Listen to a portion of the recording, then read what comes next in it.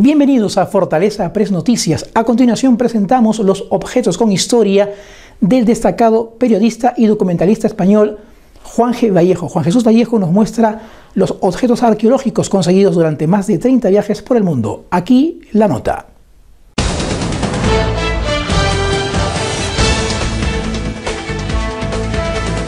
Estamos ahora en nuestro segmento Los objetos históricos de Juan G. Vallejo. Tenemos una piedra que nos va a explicar. Juanji, cuéntanos, ¿esto qué cosa es? ¿Una piedra de dónde? Esto es de tu país, esto es de Perú. Esto es una piedra de Ica que me regalaron allí en el Museo del Dr. Cabrera, en la localidad de Ica. Y bueno, lo curioso de estas piedras es que de ser... ¿No es José Cabrera? No, José Cabrera es un psiquiatra que además muy buen amigo mío. Entonces, bueno, es una piedra de Ica de las que hay todavía una gran polémica porque no sabemos hasta qué punto realmente son reales o no. Son reales en el sentido de que tienen una antigüedad de miles de años, pero si tuvieran miles de años realmente nos estarían hablando de otra humanidad, de otro mundo, ¿no? Por ejemplo, fíjate, aquí este ser fantástico que aparece como un dragón, ¿no? Es como si alguien hubiera dibujado incluso el tiempo de los dinosaurios en piedra. Entonces, si algún día se demuestra que estas piezas arqueológicas son reales, estaríamos posiblemente ante las primeras piezas de la humanidad, de grabados en la humanidad. De ahí es su tremenda importancia, vamos. Muéstranos otros objetos, por ejemplo, este. Bueno, pues esto, tus compatriotas en los Andes, para pelear, esto es una réplica, utilizabais esto. O sea, los incas eran unos grandes guerreros y por eso pudieron hacer el mayor imperio que hubo en América, hasta la llegada de los españoles. El tema es que esto, que es andesita, que es una piedra que es muy dura, sí, es una piedra que es muy dura, contra las armaduras y los caballos que llevaron los españoles, pues se mostraba completamente ineficaz. ¿Está compuesta de...? Es tripa de vaca, igual que esto, por ejemplo, que es un objeto indígena de la zona argentina, que es una boleadera, pues esto es tripa de vaca y lo que te enseñas es igual, es tripa de vaca que hace que el cuero sea más duro y más manejable a la hora de golpear. ¿Este objeto de aquí? Esto es muy sencillo, pues normalmente como los guerreros incas iban con mazas y lanzas grandes, pues esto se lo llevaban aquí en la cintura, de forma de que si perdían su arma principal, que era la lanza con la porra, pues podían coger esto y pelear con esto. Entonces era muy eficaz y este tipo de objetos es lo que hace que un país como el tuyo, Perú, sea de los países del mundo que mayor número de trepanaciones craneanas existen, en cráneos antiguos que, bueno, pues... con éxito. Sí, seguían vivos, seguían vivos, además con algunos golpes realmente tremendos. ¿Un plano de detalle? ¿El material que está compuesto? Igual, es andesita con tripa de vaca. Vemos aquí una especie de puñales, cuchillos. Bueno, aquí esto, por ejemplo, es una réplica, esto es obsidiana, igual que en Perú utilizabais la andesita para golpear, pues en México los aztecas, los mexicas, utilizaban la obsidiana, que es esta piedra cortante. Esto es una réplica de un cuchillo ritual, de un sacerdote, es una réplica exacta, todo es un bloque de andesita con este decorado. Y entonces, nada, pues el sumo sacerdote cogía esto así, a la víctima, cuando se hacían sacrificios rituales, pues le golpeaba el esternón, se lo abría, metía la mano, arrancaba y le sacaba el corazón, incluso latiendo, comentan las crónicas. Todos los pueblos antiguos han practicado los sacrificios rituales. Yo soy andaluz, en el sur de España, en Andalucía, hace 2000 años no solamente hacíamos sacrificios, sino que además éramos caníbales, por ejemplo. Interesante. Cuéntanos sobre los puñales, los cuchillos. Bueno, pues esto, por ejemplo, es una espada Shan de Birmania. Los Shan se conocen como los señores de la guerra, entonces, bueno, pues son espadas que son todo hecho en una talla de madera. Esta pues puede tener unos 2 siglos más o menos, y bueno, pues denotaba rango social. Fíjate, bueno, pues es una madera noble, rango social, y solamente podía llevarla pues un gran guerrero que además tuviera detrás de sí, ¿no? Y mandara un gran ejército. Luego tienes otros objetos curiosos, como por ejemplo es esto. Esto es artesanía huichol. Cuando una persona ingiere peyote, la mezcalina hace que tú veas los colores así.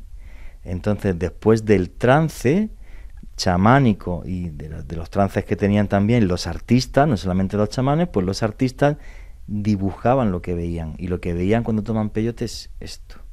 Las drogas alucinógenas como la ayahuasca, el peyote Pues los hongos son parte de la historia de todos los pueblos, como por ejemplo es la ingesta de halcón en Europa, donde se practicaba, por ejemplo, ciertos rituales, en las fiestas bacanales en Roma, dionisíacas en Grecia. Es algo completamente normal y común en todos los pueblos primitivos. Terminamos con los puñales, ahí veo como un machete. A ver, cuéntanos un poco la historia de estos instrumentos de guerra. Esto, por ejemplo, es una tirada exclusiva que hizo, cuidado que esté corta, pero bien.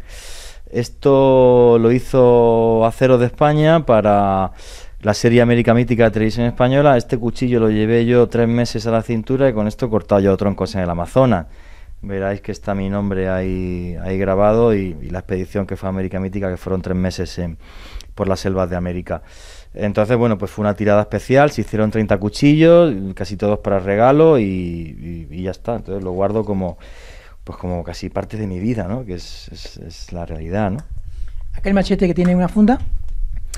Este lo compré en Chichicastenango, Guatemala. Esto es una réplica de las espadas que llevaban los antiguos hacendados. De hecho, por ejemplo, fíjate, la simbología es muy importante en todos los objetos. Fíjate el caballo, ¿por qué? Porque los hacendados, los españoles, eran los que llevaban caballos, ¿no? Los que luego fueron los dueños de la tierra. Y entonces, pues es un machete, pues un poco más fino que los que se utilizan normalmente en América Latina, porque el que lo llevaba no estaba cortando troncos precisamente en la selva, sino que lo tenía como adorno para defenderse, porque verdad que corta increíble, para defenderse sobre todo y por si tenía que cortar algo de maleza para poder avanzar con el caballo. ¿De cuándo data? No, esto es una réplica, esto no es... ¿El original de cuándo, de qué época sería? El original, pues a partir del siglo XVII, XVIII. Hombre, si quieres ver una cosa antigua, mira esto. Esto que hay aquí, esto es de Anatolia. Estos son cuchillas de sílex. Estas son para desgarrar carne, esta tiene unos 11.000, 12.000 años de antigüedad. Sí. Y esto es una punta de flecha que no la pudieron acabar de hacer bien. Estos son instrumentos humanos de cuando el hombre, pues casi que todavía estaba en las cavernas, por ejemplo. Esto es original. Sí, eso es original, sí. Mira. No, pincha increíble. ¿Lo sientes? Entonces, cuando quemabas carne, pues para poder desgarrarla bien, pues utilizar ese tipo de instrumentos hace que puedas tener mucho más aporte de proteínas. ¿Sí? ¿Qué valor tendría esto hoy en día? ¿O tiene? No tiene un grandísimo valor. O sea, ¿Valor histórico? Bueno, valor histórico sí, valor histórico pues claro que lo tiene, porque son unos instrumentos humanos de hace 10, 11.000 años. Pero bueno, tengo también alguna otra pieza arqueológica. Esto que ves aquí, pues esto por ejemplo es una pieza de museo, esto es un hacha en concreto, esto es un hacha taína, de la cultura taína cubana, que esta puede tener fácil los 1000 años de antigüedad, 1000 o un poquito más quizás tenga. Es un hacha de jade imperial que posiblemente perteneció o bien a un gran sacerdote o incluso a algún rey.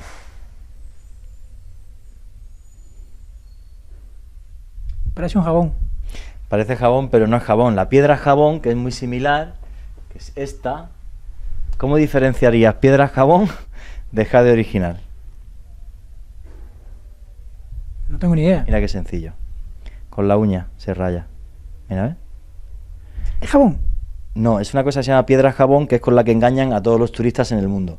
Yo, sabiendo que era piedra jabón, lo compré, pero pagué muy poco por ella. El tema es que lo hacen en Egipto, lo hacen en toda América, la piedra jabón está por muchos sitios. Es una piedra que, si lo tomas con la cámara, mira cómo se raya. Lo que pasa es que la gente, si lo pules por fuera, parece una cosa increíblemente dura, perfecta, parece granito, no. No vale nada. Se talla muy fácil y no vale nada. Esto, en cambio, es carísimo.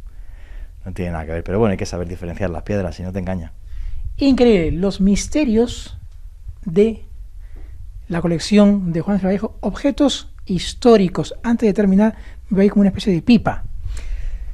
Sí, esto es de China. Esto es una pipa para fumar opio. Ten en cuenta que con el opio se lleva traficando hace unos 5.000 años. Entonces, pones el opio aquí, lo introduces aquí dentro. Esto se pone en una bandejita con agua muy caliente y por aquí aspiras y fumas el opio. Lo cual no es hacer pedagogía, ¿eh? ¿Qué? Lo cual no es hacer pedagogía. No es hacer pedagogía, pero... Información. Sí es hacer información, pero que esto es parte de la historia de un pueblo, que es el chino. ¿De cuándo es este objeto? Esta será del 18, 19. Siglo XVIII, tiene ya su época. Tiene ya su época, sí. Efectivamente. Juan G. Vallejo, te agradezco este tiempo que nos has brindado en los objetos perdidos con historia, los tuyos, y para que nuestros amigos de Fortaleza Press hayan disfrutado un poco de la historia de tu colección. Muchísimas gracias a ti, como siempre, Martín. Con ustedes, hasta la próxima. Muy amable.